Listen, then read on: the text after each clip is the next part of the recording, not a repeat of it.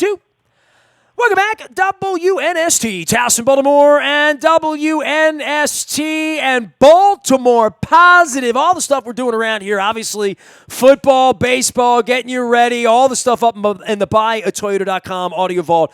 But we're doing some Baltimore Positive stuff above and beyond just getting together with Chris Van Hollen and Ben Carden and Ben Jealous later this month and Ron Shapiro.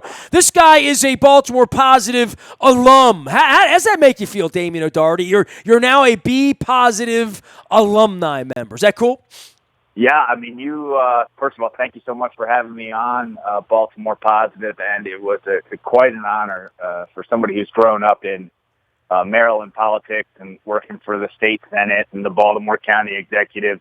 It was quite an honor to be a guest in the same breath as Dutch Rupertsberger and Senator Barb McCulkey and Freeman Rabowski. It was really quite an honor. So we didn't even talk sports either, you and I, man. We dove in, and look, you've been very, very involved in trying to make Baltimore better, which is what I guess has attracted us to each other, right? The like attracts like. I did your programming at Center Maryland almost a decade. I mean, the Ravens championship's now 7 years rearview mirror, right? So I remember doing your video cast talking about leadership, and that's how we met years ago through Don Moeller. And you've taken your leadership here. I mean, you got a real stake in the ground with things you're doing in Columbia, Meriwether, and trying to make things better throughout Maryland.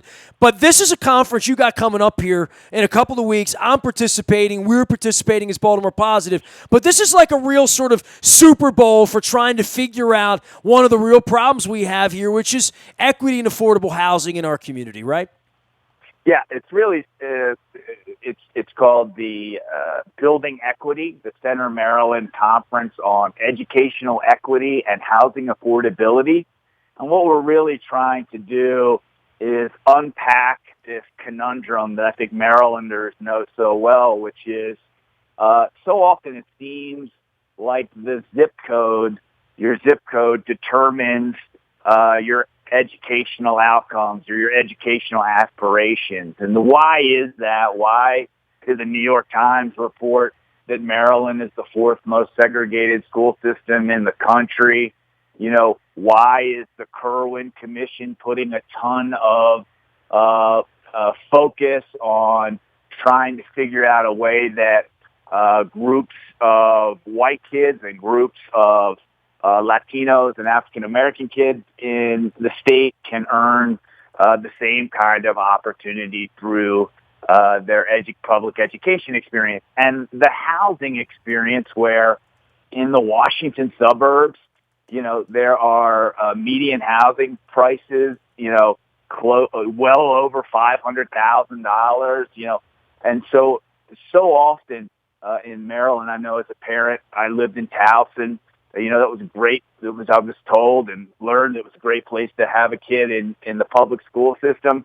But why is that same kind of language not used when we talk about Randallstown or Essex? And so why is our zip code so often determining, what our educational attainment is going to be like and what the students are going to look like and what kind of families they come from? So we've got a huge really group of people that I think you'd be interested in hearing from that are convening this conference.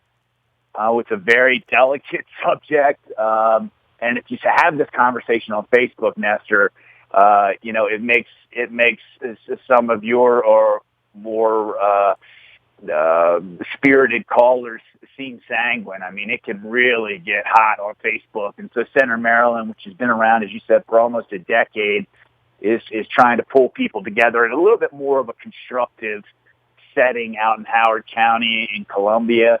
And we're going to talk about these issues and really try not to focus on, why we're here. We're just trying to focus on why we're here, but really not blame folks. I mean, we're all, as residents, we all vote for local officials and school boards and governors, and we're all, in a sense, culpable in our for the statistics that exist out there. So trying to find a way to unpack that. That's September 10th in Columbia, and if you'd like to join us, just go to Center Maryland on Facebook. Just search Center Maryland and scroll down upcoming events, and you can plug in. I think it's $25, and if you'd like a scholarship, there's a way to do that as well.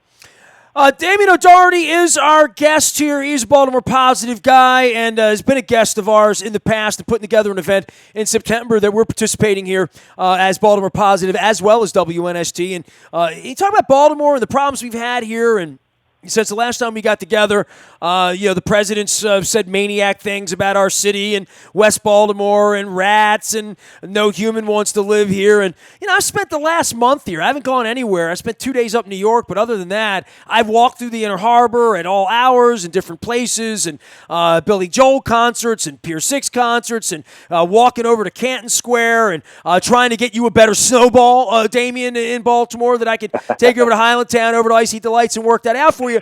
But we're going to have Dr. Hathaway on as a full-on Baltimore Positive guest later on in the month, and we're going to be doing that down at Fadley's, where I've had a crab cake with you from time to time. Historically, this problem of this is the neighborhood I'm in, and I can't go live in another neighborhood. I can't find a better school system for my child, or even in the city where we could go. What are some tones that I'm going to be hearing? Because you talk about this being a very, very sort of vitriolic place about where people live and where they're allowed to live, where they're invited to live, where they can afford to live. This has been sort of at the heart of every discussion and redlining that I've heard about Baltimore over the last 100 years, and it's sort of original sin of problems, right?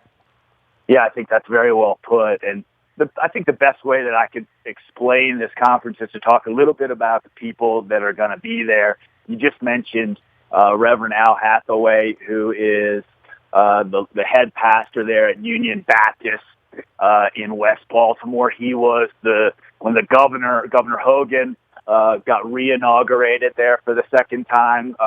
Reverend Hathaway led the prayers at the outset.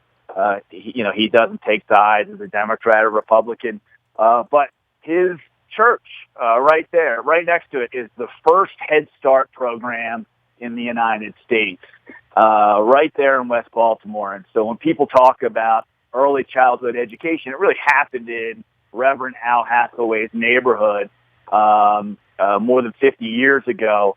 And so he's coming in. He also has a major development that he's working on with a bunch of community leaders to connect to the University of Maryland and sort of give a new direction to that whole McCullough Homes area. So again, Head Start, early childhood education, but also housing, something that he's very involved in. The other co-chair is a brilliant woman named Sabina Taj.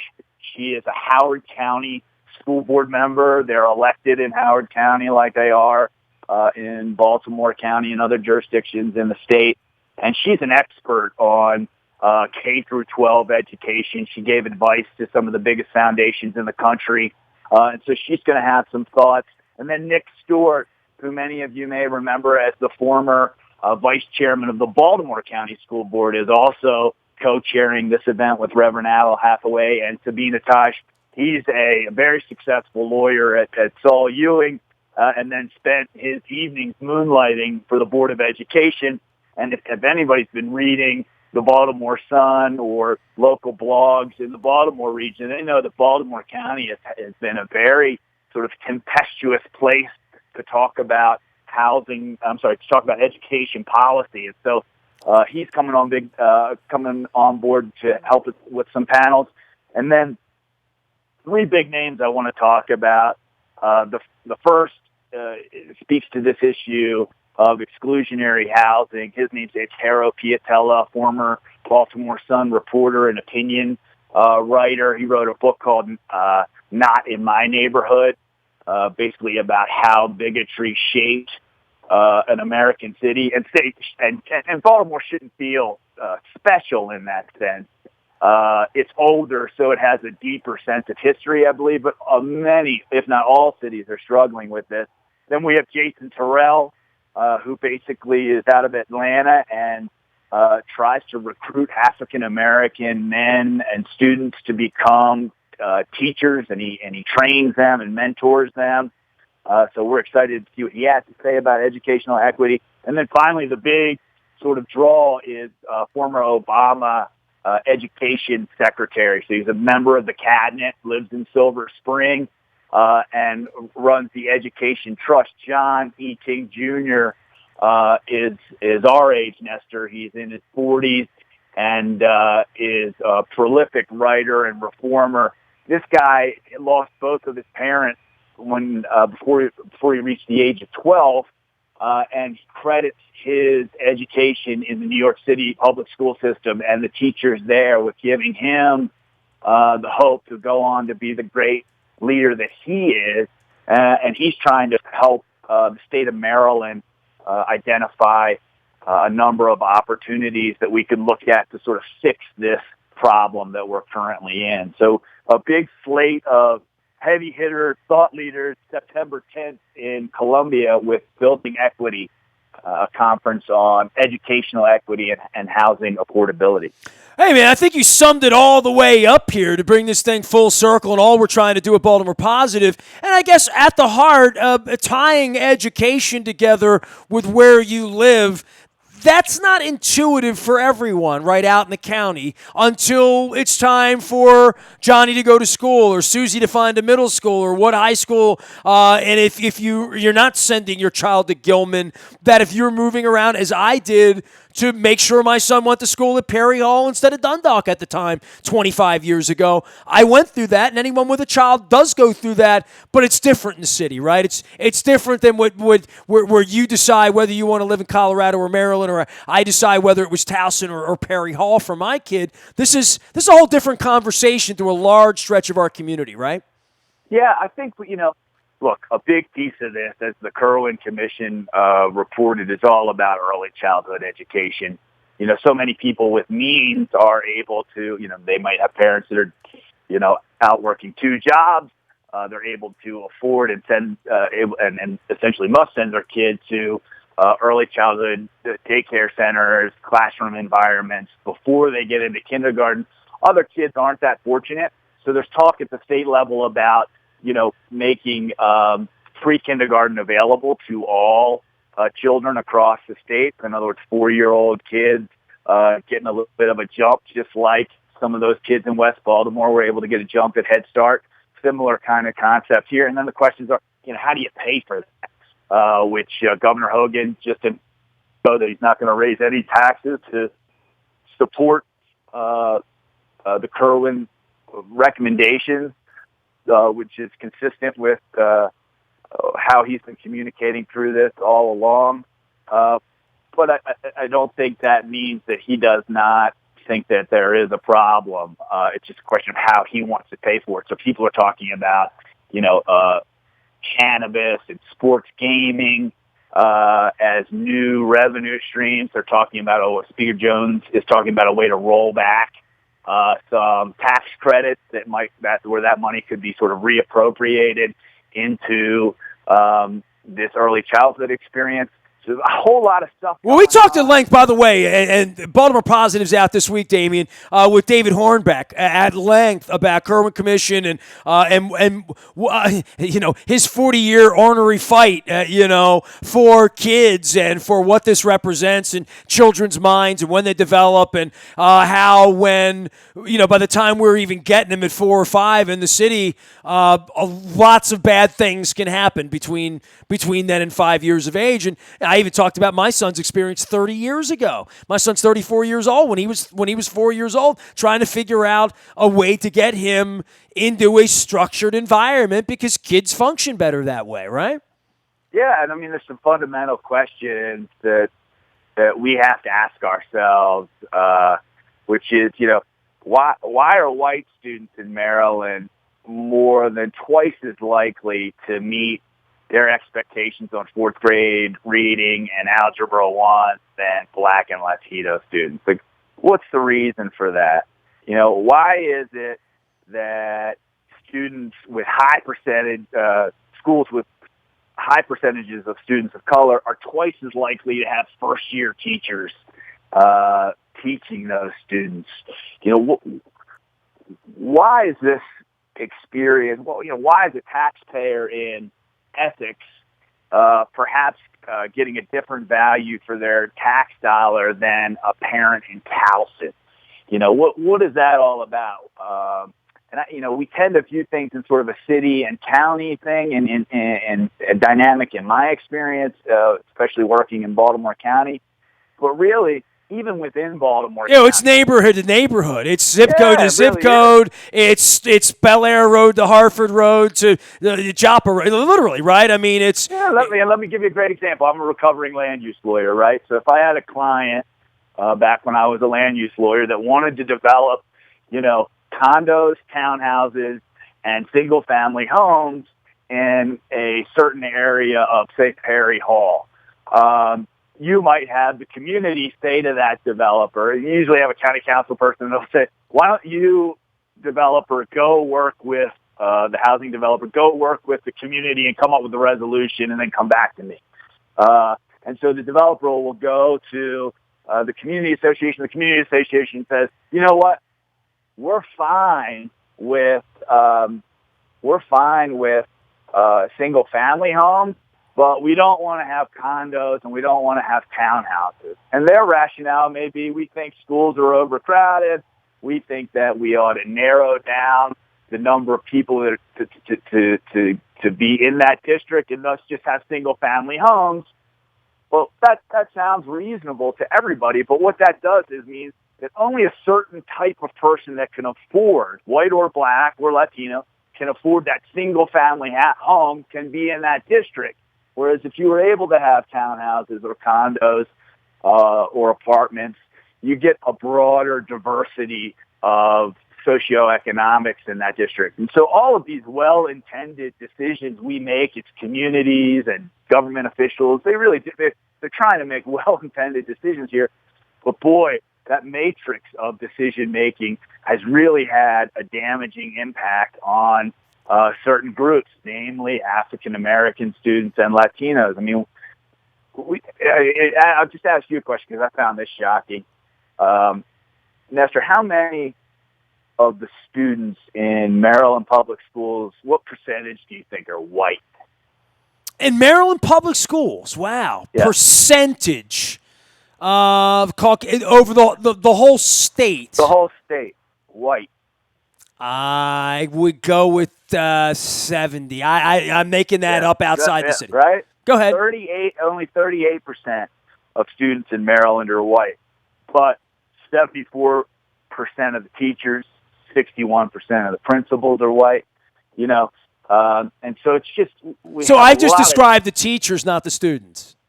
Say that again. I just described the teachers, not the students. That's right.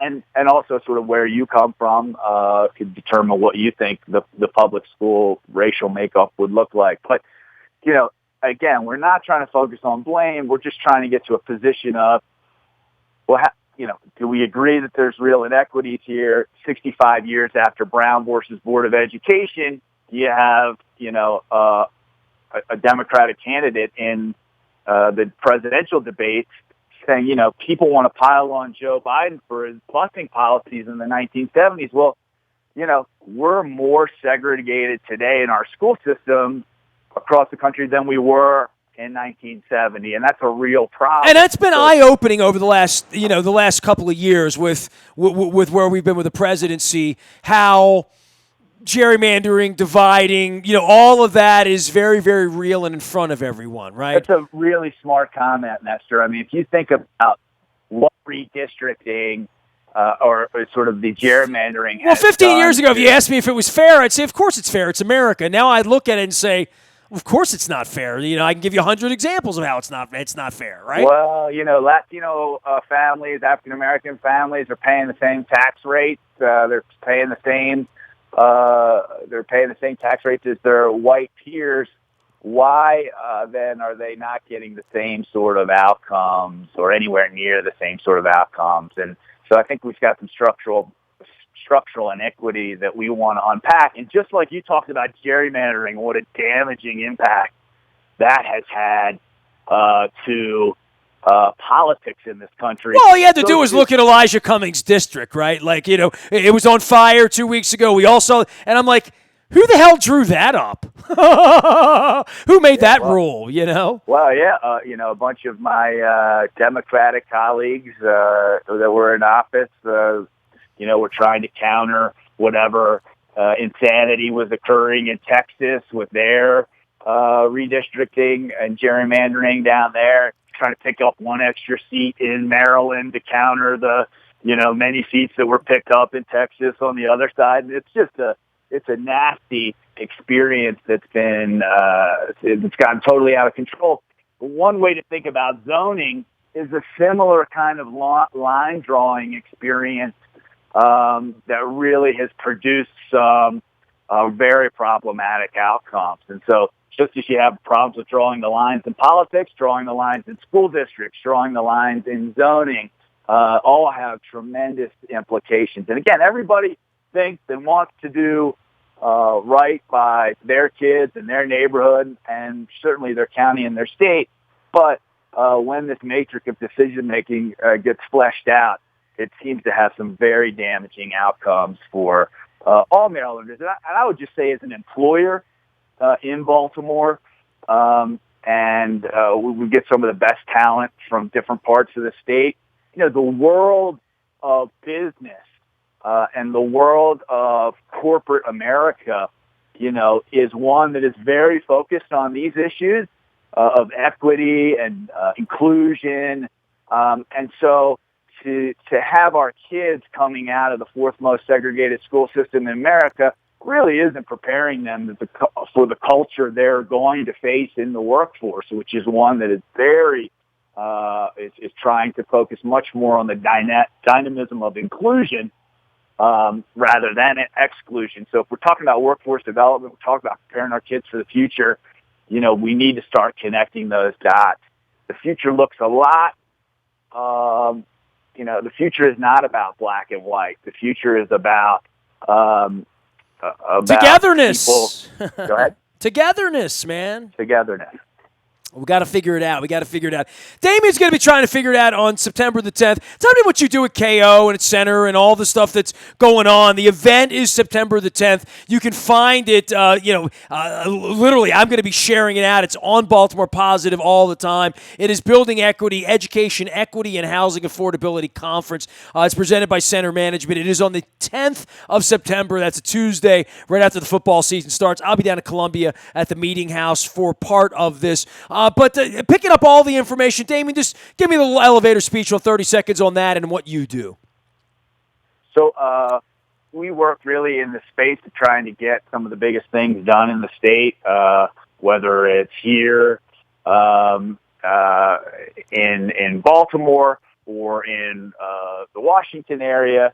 We've worked on everything from trying to get major wind farms and solar farms approved. We worked on the gaming efforts to try to bring more money to the education system here in Maryland. We've worked on a number of mergers and acquisitions.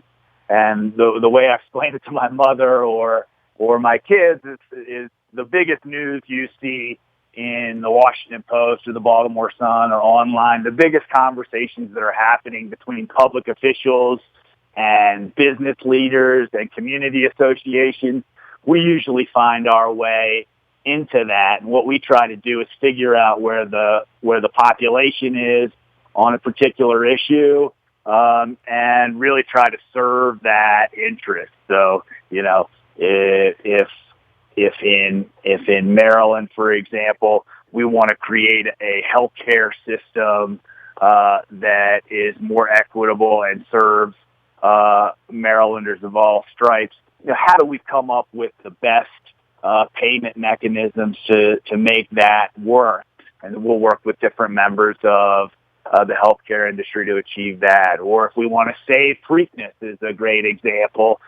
Some people thought it would be a good idea to rip Preakness out of Baltimore, take the Super Bowl of Baltimore away from us. We thought that was a bad idea. And it now looks like we're going to be able to come to a resolution to hopefully keep Preakness in Baltimore. Those conversations are ongoing. So just a lot of those big stories you see in the media where there's some sort of conflict, we are on one side or the other really trying to position a win for the public at large. My man, we will see you on September 10th. Hope to get together before then, somewhere for a snowball near you. He is Damian ODoherty. Tell everybody how to find you out on Twitter, Facebook, where to get to you, man. You can email me anytime. I'm a little old school, do@kopublicaffairs.com. Damian ODoherty on Twitter. I'm on Facebook as well at Damian ODoherty. And then centermaryland.org is a news organization that we publish that really just aggregates news from all the different news organizations across the state, puts it in one place for you. You can reach out to me if you'd like to get onto that email list, or again, you can check us out on Facebook at Center Maryland. Just search Center Maryland and it'll come up. My man, we will get on this a couple weeks away. September 10th, we'll be down in Columbia for this, and we'll be sharing it. It's all a part of what we do at Baltimore Positive. Don Moeller and I, all around town, from Fadley's and Jennings and over at State Fair with Ben Carden. Just go to BaltimorePositive.com. You can find out everything we're doing, when we're doing it, where we're doing it, into the fall, talking to anybody and everybody about ways to make Baltimore better. That's what Baltimore Positive is. I am Nestor. Nasty at WNST.net finds me. Also have a new email, ness@BaltimorePositive.com. That also finds me, as well as on Facebook and Twitter and LinkedIn and Snapchat and everywhere we go and the Ravens go. We are WNST.net, AM 1570 and WNST Towson, Baltimore, and we never stop talking Baltimore sports and Baltimore Positive.